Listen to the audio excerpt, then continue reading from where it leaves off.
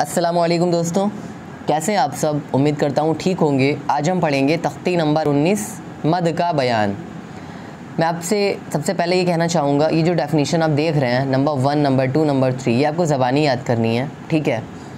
चलिए स्टार्ट करते हैं। बिस्मिल्लाहिर्रहमानिर्रहीम।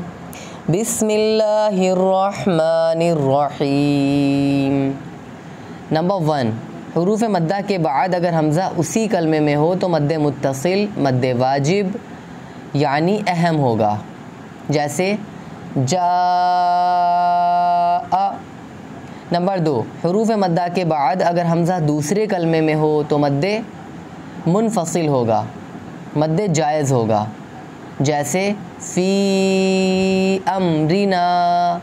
नंबर 3, हुरूफ मद्दा के बाद वाले हर्फ पर अगर जज़्म या तशदीद हो तो मद्दे लाजिम होगा, जैसे आल आना। सीअत, सू,